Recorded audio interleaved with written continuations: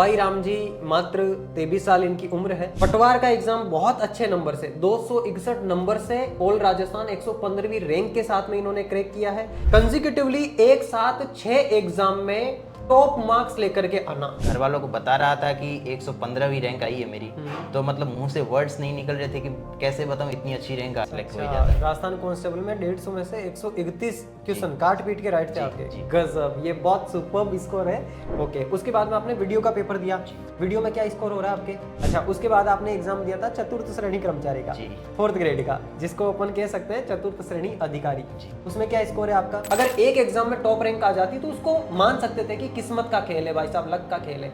लेकिन 2025 के साल में जितने भी एग्जाम दिए, हर एग्जाम में टॉप कर रहे हैं। शादी समारोह जो भी होते मैं अवॉइड कर दिया, और मुझे मतलब एक शिद्दत और लगन मतलब लग चुकी थी कि ये एग्जाम आ रहे, इनको हाथ से जाने नहीं देना। 8 महीने की तैयारी में आपने ऐसा क्या पढ़ा? मतलब क्या कौन सी बुक्स आप फॉलो करते थे कि आपके कंसेक्यूटिवली सारे के सारे एग्जाम्स निकल रहे हैं? सर ऐसा मतलब कभी हुआ ही नहीं मेरे साथ कि मैं डिमोटिवेट हुआ। मतलब दिमाग में एक थॉट चलता था कि हाँ मुझे अचीव करना है, मुझे ये टारगेट जो दिख रहा है ये टारगेट मतलब पाना है। मेरे जीवन काल में, हालांकि मेरी भी उम्र ज़्यादा नहीं है, लेकिन इतना जितना भी जीवन मैंने जिया है, जितना भी मेरा एक्सपीरियंस है, इतने जीवन काल में मैंने ऐसा जुनून, ऐसा संघर्ष, ऐसा समर्पण आज तक किसी में नहीं देखा। मतलब काफ़ी सारे पेज पे ये लाइन लिख रखी है कि देख सवाई कि जैसे जैसे मतलब तेरे कंधों की ऊंचाई बढ़ रही है और जैसे जैसे तेरे ये चेहरे की चमक बढ़ रही है, वैसे वैसे ये घर पे बैठे दो शख्स, इनके कंधों की ऊंचाई घट रही है और इनके चेहरे की चमक। अम्मा गणी मेरे प्यारे साथियों, स्वागत है आपका क्वालिटी एजुकेशन के इस बेहतरीन डिजिटल लर्निंग प्लेटफॉर्म पर। दोस्तों, आज अपने साथ एक ऐसी शख्सियत मौजूद है जिनका नाम है सवाई राम चौधरी। और सवाई राम जी मात्र 23 साल इनकी उम्र है, लेकिन इन्होंने केवल और केवल 10 महीने की पढ़ाई से, केवल कंसिस्टेंसी के साथ में, इंटेंस फोकस के साथ में 10 महीने पढ़ाई करी है। और उस 10 महीने की पढ़ाई से 2025 में जेल ब्रेरी का एग्जाम इन्होंने क्रैक कर लिया है, कांस्टेबल का एग्जाम इन्होंने क्रैक कर लिया है, पटवार का एग्जाम बहुत अच्छे नंबर से 261 नंबर से ऑल राजस्थान 115वीं रैंक के साथ में इन्होंने क्रैक किया है। वीडियो के अंदर इनके 172 नंबर है। वीडियो वाले एग्जाम में बहुत अच्छी रैंक के साथ फिर से इनका सिलेक्शन होने वाला है। और 4th ग्रेड एग्जाम भी इनका क्रैक है, बहुत अच्छे मार्क्स है। उसके बारे में भी आगे वीडियो में बताएंगे। जब आगे अपन डिस्कस करेंगे तो इनके हर एक एग्जाम का स्कोर कार्ड और सारी की सारी जर्नी, क्या इन्होंने पढ़ा उसके लिए, क्या इनका शेड्यूल रहता था, उन सारी चीजों के बारे में बात करेंगे। इसके साथ में इन्होंने प्लाटून कमांडर का जो भी हाल ही में आपके पेपर हुआ था, जिसमें लोगों के 40% क्राइटेरिया भी नहीं बन रहा है, उसके अंदर भी 400 में से 320 नंबर इनके हैं। कंसेक्यूटिवली एक साथ 6 एग्जाम में टॉप मार्क्स लेकर के आना, राजस्थान के टॉप 500 विद्यार्थियों के अंदर शामिल होना, यह कोई इत्तेफाक तो नहीं है साथियों। इसके पीछे कोई बहुत बड़ा कारण रहा होगा। ये जो 8 महीने की तैयारी, केवल और केवल 8 महीने की तैयारी, हालांकि बैकग्राउंड है साइंस का, 12th करी है बायो से, 12th के बाद में बीएससी करी है बायो से, बीएससी करने के बाद में नीट की प्रिपरेशन करी। नीट की प्रिपरेशन के बाद में फैमिली की सिचुएशन ठीक नहीं थी, तो फिर कंपटीशन फील्ड की ओर रुख किया और 2024 अक्टूबर 2024 में कंपटीशन की तैयारी शुरू करी। पहला एग्जाम जेल ब्रेरी का दिया, वो एग्जाम क्रैक हो गया और कंसेक्यूटिवली एक साथ 6 एग्जाम इन्होंने क्रैक करे हैं। तो ये महज इत्तिफाक ना होकर के इन 8 महीनों के अंदर खुद को इन्होंने जो तपाया है, किस तरीके से इन्होंने मेहनत करी है, क्या इन्होंने कंटेंट पढ़ा है, क्या इनकी स्ट्रेटजी रही है। क्योंकि बहुत सारे साथियों के मन में ये सवाल रहता है, ये डाउट रहता है कि सर हमारे पास एग्जाम के लिए टाइम बहुत कम है, तो वो साथी तैयारी ही नहीं करते हैं, पहले ही गिव अप कर देते हैं। उनके लिए सबसे बेस्ट एग्जाम्पल है। और जो साथी लंबे टाइम से प्रिपरेशन कर रहे हैं लेकिन फिर भी सफलता नहीं मिल रही है, तो आज ये स्टोरी सुन लेना, आपको यहां से पता चलेगा कि क्या गलती आप कर रहे हो और क्या गलती आपको नहीं करनी है, कैसे रियल मायने में पढ़ाई करनी चाहिए। अगर केवल एक मात्र 23 साल का बच्चा केवल 8 महीने की पढ़ाई से हर एग्जाम निकाल सकता है, अगर एक एग्जाम में टॉप रैंक आ जाती तो उसको मान सकते थे कि किस्मत का खेल है भाई साहब, लक का खेल है। लेकिन 2025 के साल में जितने भी एग्जाम दिए, हर एग्जाम में टॉप कर रहे हैं, टॉप 100 के अंदर, टॉप 200 के अंदर आ रहे हैं। पटवार में 261 नंबर के साथ ऑल राजस्थान 115वीं रैंक इनकी है। तो अपने साथ में सवाई जी है। सबसे पहले आप सभी लोगों की तरफ से, अपने क्वालिटी एजुकेशन परिवार के सदस्यों की तरफ से और अपने संस्थान की तरफ से, सवाई जी आपका बहुत बहुत आभार संस्थान पर पधारने के लिए। आपको बहुत सारी शुभकामनाएं कि आपने पटवार का एग्जाम बहुत अच्छी रैंक के साथ में क्रैक करा है। धन्यवाद सर। सबसे पहले मैं ये चाहूंगा कि आप ये बताइए कि जिस दिन रिजल्ट आया और आपने रिजल्ट के अंदर अपनी रैंक देखी 115वीं, उस टाइम आपका और फैमिली वालों का क्या रिएक्शन था? जैसे ही पटवार के रिजल्ट डिक्लेयर हुआ और उस समय मैं घर पे था और परिवार के साथ जब हमने रिजल्ट देखा तो मतलब मुझे उम्मीद नहीं थी कि इतनी अच्छी रैंक आ जाएगी। अच्छा। नंबर्स पहले मतलब ऑफिशियल आंसर की से 261 बन रहे थे, तो मैं सोच रहा था कि अंडर 500 आ जाएगी, लेकिन इतनी अच्छी रैंक आएगी ये मैंने पहले सोचा नहीं था। और जब मैं घर वालों को बता रहा था कि 115वीं रैंक आई है मेरी, तो मतलब मुंह से वर्ड्स नहीं निकल रहे थे कि कैसे बताऊं इतनी अच्छी रैंक आ गई है। अच्छा, तो मम्मी पापा का क्या रिएक्शन था? उनका, उनको पता चला जबकि उनका बेटा फाइनली जॉब लग गया है इतने स्ट्रगल के बाद, उनका क्या रिएक्शन था? उनको एक मतलब वो कहते हैं कि सुकून का पल महसूस हुआ हो। जैसे मतलब बहुत मतलब पहले से मैं तैयारी अलग अलग मतलब जैसे नीट का तैयारी किया, वहाँ से नीचे मतलब बहुत नीचे गिराया, फिर मैंने पीएसटीसी की तैयारी की, उसके बाद सीईटी और फिर पटवार की तरफ आके मतलब एक रेगुलर साल भर की मतलब मेहनत के अंदर अचानक से ये मतलब इतने सारे रिजल्ट्स एक साथ लेके आया, तो मतलब फैमिली का खुशी मतलब एक अलग लेवल पे था सर। बिल्कुल। अच्छा, सवाई जी, सबसे पहले थोड़ा सा आप अपने फैमिली बैकग्राउंड के बारे में, पारिवारिक पृष्ठभूमि के बारे में बताइए, क्योंकि आप जब सारी चीज़ें बताएंगे तो उससे हमें देखने वाले साथी तब कनेक्ट कर पाएंगे जब वो, उनको ये पता होगा कि यार सामने बैठा हुआ बंदा कोई एलियन नहीं है, किसी और ग्रह से नहीं आया जिसने 8 महीने की 10 महीने की तैयारी से इतने सारे एग्जाम निकाले हैं। तो पहले आप अपने पारिवारिक पृष्ठभूमि के बारे में बताइए कि आप कैसे परिवार से बिलोंग करते हैं, आपके पिताजी क्या करते हैं, घर में कौन कौन है, क्या घर की सिचुएशन है, उसके बारे में थोड़ा सा बताइए सबसे पहले। जी सर, मेरे परिवार में मम्मी पापा है, मेरी दादी माँ है और मेरी 2 सिस्टर्स है ओके। और एक मैं। हम 6 लोग सदस्य है। ओके। और पिताजी संविदा में एक जॉब है, लेकिन उनका अभी 2 साल पहले किडनी ट्रांसप्लांट का मतलब ऑपरेशन हुआ ओके। और मम्मी ने अपना किडनी डोनेट किया, तो फिलहाल मतलब पेरेंट्स के पास एक एक किडनी है, तो वो दोनों इतना हार्ड वर्क नहीं कर पाते। तो जैसा कि पहले आपने बताया कि मैं नीट की तैयारी करके इस फील्ड में आया, तो मुझे वो नीट की तैयारी छोड़ने का मतलब बड़ा कारण यही था कि मेरे ऊपर घर की जिम्मेदारी आने लगी थी। अच्छा। तो सर मैंने आर्ट्स फील्ड को चूज़ किया और प्रतियोगी परीक्षाओं को देने का जो है आपने डिसाइड किया था। सोचा। अच्छा, एक ये बताइए कि आपकी 12th कब हुई थी? मेरी 12th 2020 में हुई ठीक और है। उसके बाद बीएससी जो कि 2023 में पूरी हुई। और उसके मतलब बीएससी जैसे ही पूरी हुई तो उस समय मतलब ये पिताजी के वो तबीयत का जो खराब चल रही थी वो दौर तब चल ही रहा था। अच्छा। तो वहाँ 1 डेढ़ साल के लिए मेरी पढ़ाई पूरी तरह से बिल्कुल यूं बंद सी हो गई थी। 1 साल भर के लिए किताबों से मैं पूरी तरह से दूर हो चुका था और पढ़ाई पूरी तरह से छूट चुकी थी। और उसके बाद जैसे ही पढ़ाई शुरू की तो मैंने आर्ट्स को मतलब चूज़ किया और साइंस मतलब एक ब्रेक आ चुका था और मेरे पास इतना समय भी नहीं था कि मैं 5-7 साल के लिए एमबीबीएस की तरफ जाके बहुत अच्छी मतलब जॉब हासिल करूं, ऐसा इतना समय था नहीं। इसलिए एक शिद्दत और लगन इस तरह से इधर आया मैं कि मुझे साल भर के अंदर कोई कोई कैसी भी जॉब चाहिए होगी। और इधर आने के बाद एक मार्ग दिख नहीं रहा था, तो बीएसटीसी की तैयारी की कि मैं कुछ जॉब के लिए 3rd ग्रेड टीचर के लिए फॉर्म अप्लाई करने के काबिल हो जाऊं। तो बीएसटीसी में अच्छे मार्क्स आए, पीटीटी में भी अच्छे मार्क्स, और उसके बाद मैंने बीएड स्टार्ट किया जो कि अभी ऑनगोइंग है। ओके। और उसके बाद जैसे ही पीटीटी के एग्ज़ाम के बाद सीईटी को टारगेट बनाया कि सीईटी के बगैर मैं कोई एग्ज़ाम आगे दे नहीं पाऊंगा। तो सीईटी में अच्छे मार्क्स आने के बाद अगला टारगेट डिसाइड करने के लिए विज्ञप्तियों को देखने का सोचा, तो उनमें मतलब न्यूज़ में चल रहा था कि पटवार और वीडियो की भर्ती आगे आने ही वाली है। ओके। तो मुझे लगा कि मेरी मैथ काफ़ी स्ट्रांग है और पटवार और वीडियो के लिए मैथ को मुझे पढ़ने की ज़रूरत भी नहीं पड़ी। अच्छा, आप बायो बैकग्राउंड से बिलोंग जी, करते हैं, फिर आपने मैथ कब तैयार करी? मैथ सर उसमें फिजिक्स वगैरह आता है, तो वो पटवार और वीडियो के लायक मैथ वहाँ से स्ट्रांग हो ही जाती है। अच्छा, और आपने पहले नीट की तैयारी करी थी, जी। 12th आपका हुआ था 2020 20 में। में।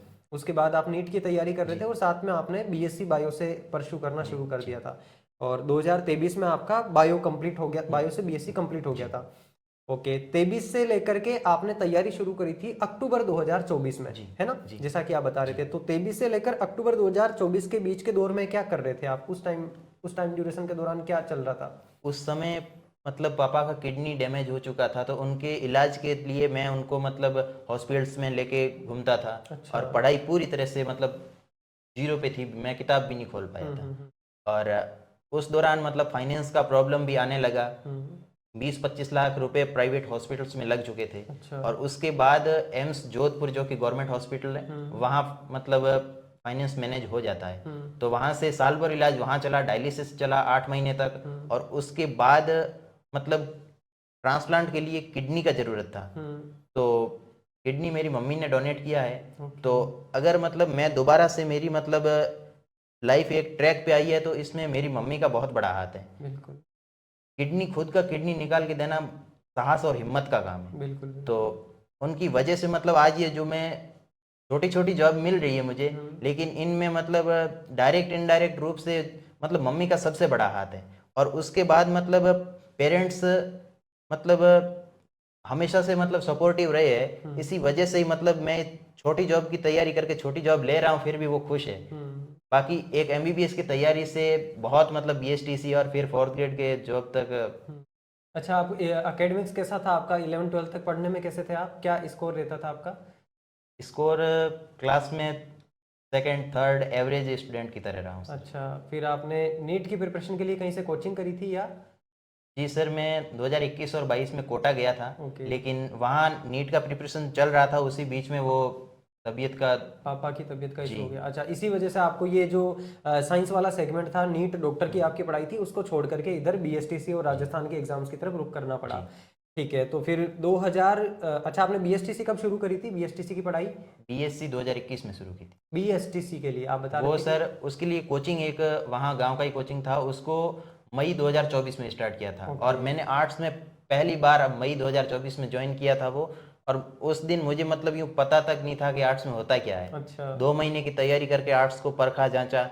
और उसके बाद फिर 2 महीने तैयारी की सीईटी के लिए, तो सीईटी में अच्छा स्कोर बन गया। और उसके बाद ये इन एग्जाम्स को धीरे धीरे टारगेट किया। और ये एग्जाम मतलब नज़दीक नज़दीक छोटे छोटे टाइम इंटरवल के लिए मुझे मिले।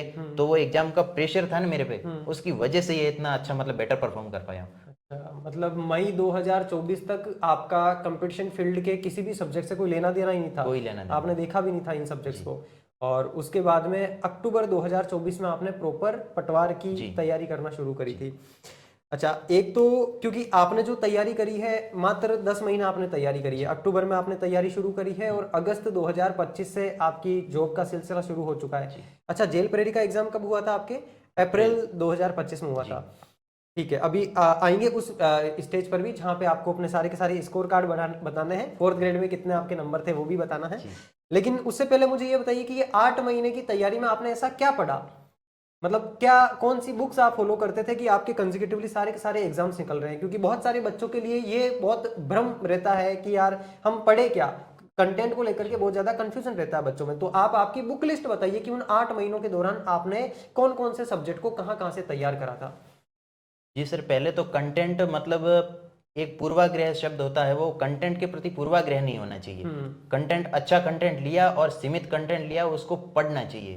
ऐसे नहीं कि कंटेंट इकट्ठा करते चल रहे हैं और उसको पढ़ ही नहीं रहे, ऐसा नहीं होना चाहिए। तो मैंने बहुत कम बुक्स पढ़ी है, सीमित बुक्स पढ़ी है और उनका मल्टीपल रिवीजन किया है। अच्छा। इसकी वजह से ही मतलब मेरी एक मतलब एक्यूरेसी बढ़ी है। तो जैसे मतलब जीके को पोर्शन को मतलब स्ट्रॉन्ग करना था मुझे, तो उनके लिए बुक्स बताना चाहूँ तो पहले मतलब आर्ट एंड कल्चर के लिए जो दीनदयाल पब्लिकेशन का अपना बुक आता है वो पढ़ा है। और हिस्ट्री के लिए जो राजस्थान हिस्ट्री है उसके लिए 9th और 10th का आपने जो आरबीएससी का बुक आता है। अच्छा। वो पढ़ा है। ठीक है। और पॉलिटिक्स के लिए राहुल चौधरी सर की जो बुक आती है इंडियन और राजस्थान पॉलिटिक्स की, ठीक है। वो पढ़ी है।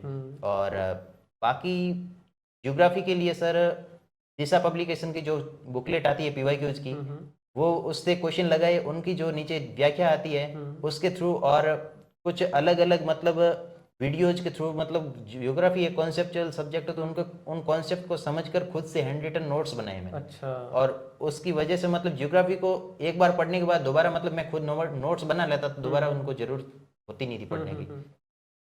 और उसके बाद सब्जेक्ट आता है अपना करंट अफेयर्स, जो कि आपके मार्फत में मतलब काफ़ी मतलब अच्छा बेटर परफॉर्म कर रहा हूँ इधर। अच्छा, इसके लिए कोई बुकलेट वगैरह भी पढ़ी थी करंट के लिए आपने? बुकलेट सर क्रोनोलॉजी में मंथली लास्ट लगभग 1 साल से फॉलो कर रहा हूँ। अच्छा। लेकिन उसमें भी क्या है कि एक मार्गदर्शन की जरूरत होती है, वो सर आपसे मिला है। अच्छा, बाकी बुक्स तो हजारों पढ़ी है, लेकिन एक हाथ होता है कि कोई एक टीचर एक दिशा बताए, उसके अकॉर्डिंग चलें। तो क्रोनोलॉजी पढ़ा और उसके साथ साथ आपकी क्लासेस भी देखी।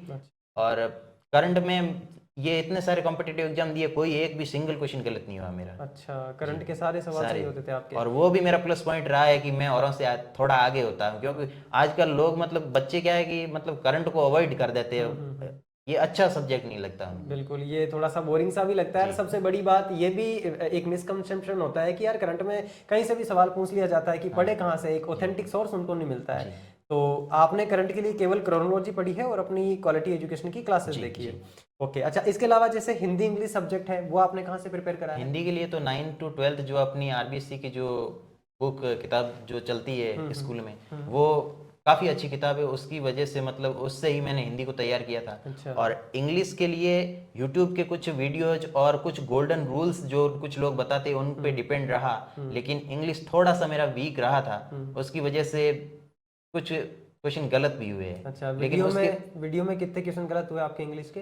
वीडियो में 3 क्वेश्चन गलत हुए सर। और पटवार में? पटवार में 4 क्वेश्चन गलत हो गए 10 में से। अच्छा। तो मुझे मतलब पटवार में सबसे ज़्यादा क्वेश्चन गलत हुए थे इसमें, इंग्लिश में। अच्छा। तो 2 महीने बाद वीडियो का एग्जाम था, तो मेरे दिमाग में था कि वीडियो में एक तो इकोनॉमिक्स आने वाली एक्स्ट्रा, और एक इंग्लिश है जो कि मेरी थोड़ी वीक है, तो इन दोनों को मुझे स्ट्रॉन्ग करना था। अच्छा। तो किसी और इंस्टीट्यूट का एक कोर्स लेके किसी दोस्त से, और इन दोनों का अलग से प्रॉपर नोट्स बना के अलग से प्रॉपर इनकी प्रैक्टिस करके और इनको स्ट्रॉन्ग किया था। तो इकोनॉमी में कोई सिंगल क्वेश्चन एक आध गलत हो गया है, बाकी इकोनॉमी 24 के 24 ठीक है। और इधर इंग्लिश के भी 3 क्वेश्चन गलत हुए, बाकी 16 में से 13 ठीक है, तो उधर स्कोर काफी अच्छा बन रहा है। अच्छा, तो फिर अब आप एक बार ये भी बता दीजिए कि आपने जो जो एग्जाम दिए हैं 2025 के साल में, इनमें किस किस में क्या क्या स्कोर आपके रहा है? जैसे सबसे पहले आपने जेल प्रेरी का एग्जाम दिया था अप्रैल 2025 में, उसमें आपने बताया कि 240वीं रैंक आई थी आपकी। रैंक 240वीं है और उसमें मार्क्स है 348 आउट ऑफ 400। अच्छा, 348, 348 नंबर आपके 400 में से।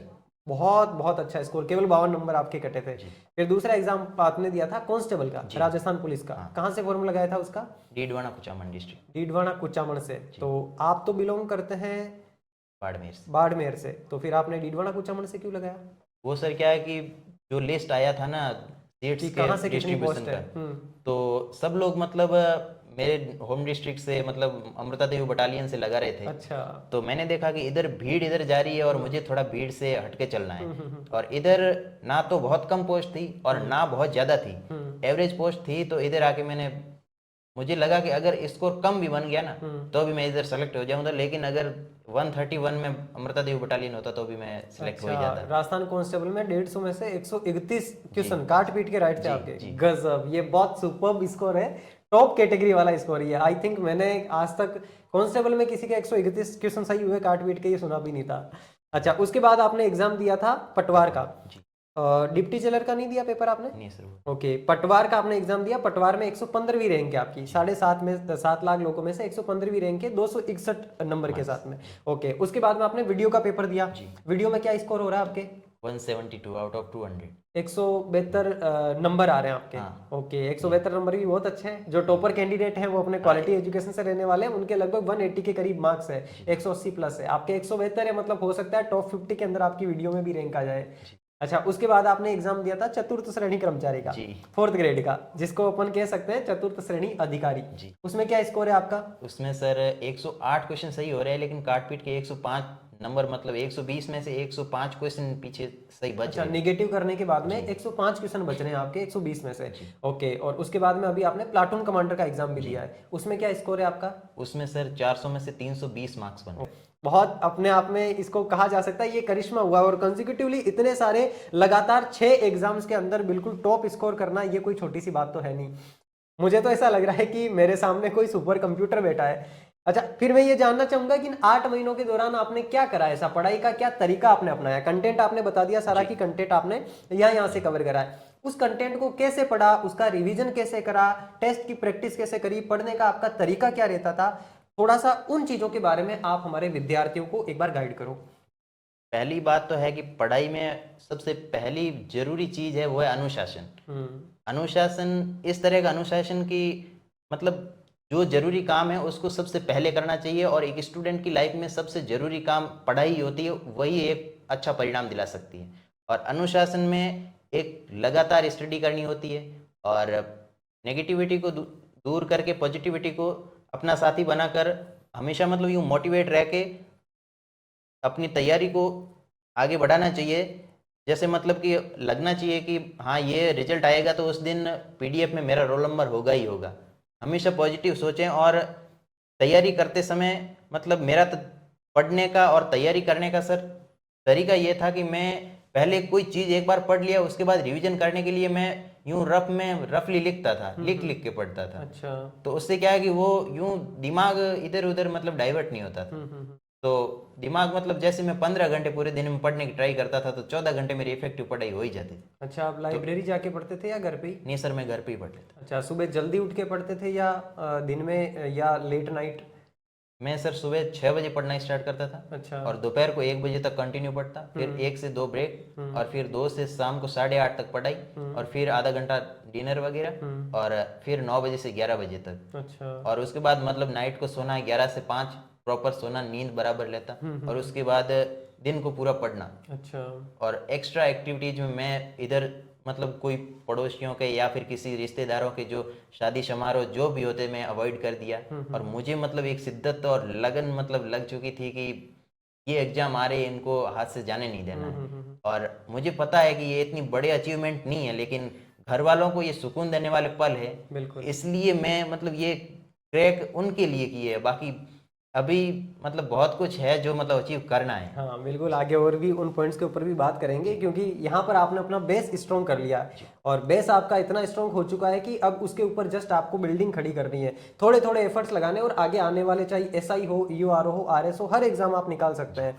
आरपीएससी की थोड़ी सी अप्रोच डिफरेंट होती है, तो उस अप्रोच के अकॉर्डिंग थोड़ा सा आपको अपने आप को प्रिपेयर करना होगा। बट हाँ, मुझे लगता है कि आपने जो दृढ़ संकल्पित रहने का है और जो फोकस रहने का, जो इंटेंस स्टडी की क्वालिटी है, वो क्वालिटी आपने अपने अंदर डेवलप कर ली है। मैं थोड़ा सा ये चाहूंगा कि आप विद्यार्थियों को ये बताओ, क्योंकि आज के टाइम में बच्चे डिस्ट्रैक्टेड बहुत ज्यादा रहते हैं, बहुत ज्यादा डिस्ट्रैक्शन है, बच्चा कॉन्सेंट्रेट ही नहीं कर पाता है, फोकस ही नहीं कर पाता है। तो आप अपने आप को फोकस रखने के लिए और इंटेंसिव स्टडी करने के लिए, प्रोडक्टिव स्टडी करने के लिए क्या करते थे, क्या तरीके अपनाते थे? आपका कभी मन नहीं करता था पढ़ते पढ़ते कि यार मैं छोड़ दूं, या फोन चला लूं, या रीले देख लूं, ऐसा कुछ? नहीं सर, ऐसा मतलब कभी हुआ ही नहीं मेरे साथ कि मैं डिमोटिवेट हुआ हूँ। मतलब दिमाग में एक थॉट चलता था कि हाँ मुझे अचीव करना, मुझे ये टारगेट जो दिख रहा है ये टारगेट मतलब पाना है। और एक अलग सी शिद्दत होती, वो बनानी पड़ती है। ऐसे यूं मतलब सोचने से तो होता नहीं है, मतलब करने में और कहने में बहुत फर्क होता है। और करने के लिए मतलब जी जान लगाना पड़ता है।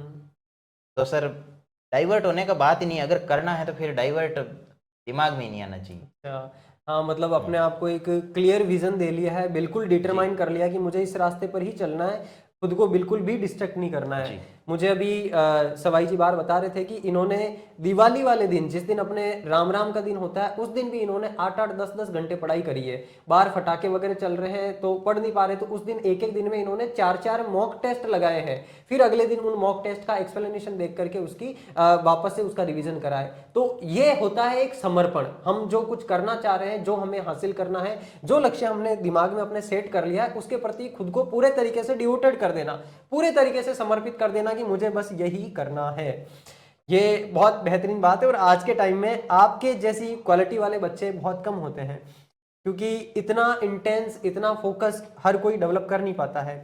तो बस ये जो मुझे आपसे बात करके समझ आ रही है एक बात, कि हाँ ये चीज तब ही हो सकती है जब हमारे पीछे एक वाई क्लियर हो कि मुझे ये करना तो क्यों करना है, और खुद को पूरे तरीके से हम उस चीज के लिए समर्पित कर देते हैं।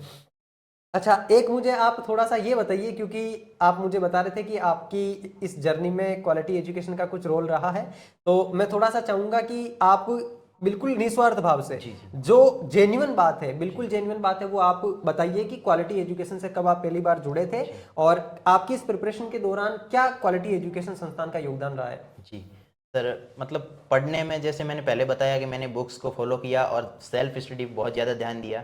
और सेल्फ स्टडी के दौरान सबसे ज़्यादा ज़रूरी चीज़ होता है कि हमें कंटेंट की ज़रूरत होती है। और कंटेंट ऐसा नहीं था कि मैं किसी एक चीज़ पे डिपेंड होके वहीं सीमित होकर रह जाऊं। तो ऐसा नहीं था, मैं बुक्स के अलावा भी इधर उधर मतलब सर्च करके जैसे यूट्यूब के मार्फत मतलब आपसे जुड़ा। और जुड़ा था नवंबर 2024 में। अच्छा मैंने तैयारी स्टार्ट किया था अक्टूबर में और महीने भर बाद में जुड़ गया था। अच्छा। और उसके बाद कॉन्टिन्यूसली करंट के लिए क्लासेस देखा। और मोटिवेशन के लिए नरेंद्र सर का जो वीडियो जाते थे वो मतलब एक गाइडेंस प्रदान करते थे कि आपको किस प्रकार आगे की मतलब रणनीति बनानी है और किस प्रकार से मतलब एग्जाम को टारगेट करना है। बिल्कुल बिल्कुल। और उसके बाद मतलब बताना चाहूँ कि मतलब कंटेंट में भी सबसे ज़्यादा निर्भरता रही है तो वो क्वालिटी एजुकेशन पे रही है, क्योंकि इनकी मतलब जो आपकी जो जो कंटेंट है उनमें रियलिटी में एक क्वालिटी मतलब आप प्रदान करते हो। अच्छा, तो कौन सा वाला कंटेंट कंज्यूम करा था आपने? सर एक बहुत मतलब ज़्यादा हेल्पफुल रहा था वो तो सर जो वॉल्यूम 1 और वॉल्यूम 2 करके जो आपने बुकलेट्स निकाली थी, जो मॉक टेस्ट जो अपने मार्केट में मिलता है पटवार के लिए? जी, पटवार और वीडियो दोनों के लिए 10-10 अच्छा। मॉक टेस्ट जो मतलब मार्केट से खरीद सकते हैं ऑफलाइन वाले? जी। ओके। तो उनको लाके मतलब खुद सॉल्व किया। और जैसे आपने बताया कि मैं सॉल्यूशन करता था, वो सॉल्यूशन का मेरा तरीका ये होता था कि जो जो क्वेश्चन गलत हो चुके हैं उनको अलग से मैं लिखता था। और गलत हो गए उनको याद ही करना है, कुल मिला के वो एग्जाम में अगर आ जाए तो गलत होना नहीं चाहिए बस। तो और ऐसे कुछ क्वेश्चन एग्जाम में टपके भी है जो मतलब बिल्कुल मैंने कभी पढ़े भी नहीं थे, लेकिन महज इन बुकलेट्स की वजह से वहाँ सही हो गए। अच्छा, मतलब आपने उन बुकलेट में जो एक्स्ट्रा कंटेंट रहता था, जी। एक्सप्लेनेशन रहती थी, उससे अपने कंटेंट के अंदर मैटर को और जी। ऐड करा है। चलिए, बहुत अच्छी बात है। और साथियों, जब मेरी इनसे बात हुई थी पहली बार, क्योंकि ये डीवी के लिए अजमेर आए हुए थे, तो जब ये अजमेर आ रहे थे पहली बार हमारा डिस्कशन हो रहा था, तो इन्होंने मुझे बताया था कि हाँ सर, मेरा अजमेर में डीवी है, आ रहा हूँ और मैं आपसे कुछ बात भी करना चाहता हूँ। तो इनकी वो बात सुन करके एक इन्होंने मैसेज मुझे भेजा था। वहाँ पर मुझे एक चीज़ नज़र आई थी कि यार, जो शिद्दत, एक तरीके से जो जुनून कह सकते हैं किसी चीज़ के प्रति, जितना मुझे इनमें दिखा है ना, मेरे जीवन काल में, हालांकि मेरी भी उम्र ज्यादा नहीं है, लेकिन इतना जितना भी जीवन मैंने जिया है, जितना भी मेरा एक्सपीरियंस है, इतने जीवन काल में मैंने ऐसा जुनून, ऐसा संघर्ष, ऐसा समर्पण आज तक किसी में नहीं देखा है। इनफैक्ट यहाँ पर मुझे खुद को इनसे एक मोटिवेशन मिल रहा है, सीखने को मिल रहा है कि यार, किसी काम के प्रति अपने आप को डिवोटेड करना है तो किस प्रकार से करना है। मैं भी कई बार थोड़ी बहुत चोरी कर लेता हूँ काम के अंदर, या अपना जो टास्क है उसके अंदर थोड़ा बहुत चुरा लेता हूँ, थोड़ा सा कंफर्ट जोन में चला जाता हूँ। लेकिन यहाँ इनका जो ये समर्पण है, ये मुझे अंदर से इंस्पायर कर रहा है कि यार, जो सोच लिया एक बार उसको तो करना है, तो करना ही है। और उसके लिए जो भाव आना चाहिए अंदर से, उस भाव को मैं महसूस कर पा रहा हूँ। तो इसके लिए सवाई जी आपका बहुत बहुत धन्यवाद, क्योंकि मेरे लिए भी यहाँ पर आप एक तरीके से इंस्पिरेशन का सोर्स बने हो। मेरे आज तक के जीवन काल में आप जैसा समर्पित इंसान, या लक्ष्य के प्रति इंटेंसिव, इतना फोकस्ड इंसान मैंने खुद ने पहली बार देखा है। तो इसके लिए आपका धन्यवाद। ये चीज़ मैं चाहता हूँ कि हाँ, मेरी लाइफ में भी आगे ऐड हो, और मैं प्रयास भी करूँगा इसके लिए कि हाँ, इससे मुझे भी कुछ सीखने को मिले और ज़्यादा मैं चीज़ें प्रोडक्टिव तरीके से कर पाऊँ। तो सवाई जी, और आपकी तरफ से, क्योंकि अपने साथ बहुत सारे साथी जुड़े हुए जो गांव ढाणी से जुड़े हुए हैं, उनके साथ सेम आपकी तरह परिस्थितियां हैं, लेकिन आपके साथ ये भी अच्छा रहा कि आपको सही टाइम पे सही चीजें मिल गई। जैसे आप यूट्यूब से जुड़े तो आपको गाइडेंस सही तरीके से मिल गया, कंटेंट के नोट्स आपने सही तरीके से बना लिए, और उस कंटेंट को आप रिच करते गए, बस इंटेंस फोकस के साथ आपने कर लिया। कई सारे साथी ऐसे होते हैं जो मिसगाइड होते हैं, उनको पता नहीं होता है कि मुझे क्या चीज कैसे करनी है। तो उन साथियों को आप आपकी तरफ से क्या सलाह देना चाहोगे जो तैयारी के लिए नए उतर रहे हैं, कि उनको किस प्रकार से तैयारी शुरू करनी चाहिए, या जो पहले से भी तैयारी कर रहे हैं उनको क्या और इम्प्रोवाइजेशन करना चाहिए, ताकि वो जो है फाइनली सिलेक्शन ले पाए और इस लीग से हट करके कुछ अलग कर पाए? सर स्ट्रेटेजी की बात है तो स्ट्रेटेजी, पहला तो पॉइंट ये होना चाहिए कि स्ट्रेटेजी बहुत मतलब सिंपल होनी चाहिए। नहीं तो अपन कॉम्प्लेक्स मतलब बढ़ा के उसको मतलब ज़्यादा जटिलता पैदा कर देंगे तो वो अपन खुद को ही समझ नहीं आएगी। और एक सिंपल स्ट्रेटेजी ये है कि मतलब रेगुलर पढ़ना है, कंसिस्टेंट मतलब, और टाइम अगर दिन में ना भी मिले तो डेली का 1-2 घंटा ही निकाल कर पढ़ें, लेकिन रेगुलरिटी हमेशा बनी रहनी चाहिए, कंसिस्टेंसी रहनी चाहिए। और लास्ट जो 10 महीने का टाइम गुजरा है उसमें एक भी दिन ऐसा नहीं गया जिस दिन मैंने मतलब ये कॉम्पिटिटिव एग्जाम का मतलब पेज नहीं पढ़े हो। अच्छा। मेरे बीएड के एग्जाम चले थे पूरे जुलाई, लेकिन मैंने मतलब उन एग्जाम्स के बीच में भी 1-2 घंटे निकाल के इनको पढ़ा था कि मैं मतलब इनसे कनेक्ट रह पाऊँ। अच्छा। तो जो नए लोग मतलब तैयारी करना चाहते हैं, या फिर जो मतलब पहले से कर रहे हैं और उनके मतलब बात समझ नहीं आ रही किस प्रकार से तैयारी करें, तो उनको मतलब कहना चाहूँगा कि पहले एक बात तो दिमाग से डर को निकाल देना चाहिए कि ये हमारे समझ नहीं आएगा, ये वो इधर उधर की बातों पे मतलब ज़्यादा ध्यान न देते हुए खुद के जो मतलब काबिलियत है उस पर भरोसा रखते हुए मतलब कि हाँ मैं कर सकता हूँ, यही बात मतलब सब कुछ करवा सकती है। बिल्कुल तो स्ट्रेटेजी सिंपल यही है कि मैं कर सकता हूँ तो आप सब कुछ कर सकते बिल्कुल। और कंटेंट के बारे में जैसे आपने तो अलग अलग जगह से पढ़ लिया, जी। कुछ साथी ऐसे हैं जो कंटेंट को लेकर डिस्ट्रैक्टेड रहते हैं, उनको क्या राय देना चाहेंगे आप? कंटेंट कहाँ से उनको कंज्यूम करना चाहिए और किस तरीके से उस कंटेंट को लेकर के आगे बढ़ना चाहिए? सर कंटेंट पे निर्भरता मेरी तो मतलब दो चार जगह से रही, लेकिन 90% कंटेंट पे निर्भरता इधर आपके क्वालिटी एजुकेशन पर ही। अच्छा। लेकिन जो नए मतलब जिनको मैं बताना चाहूँगा तो करंट के लिए इधर से जुड़िए, प्रैक्टिस के लिए टेस्ट सीरीज राजस्थान में नंबर 1 पे चल रही है सर।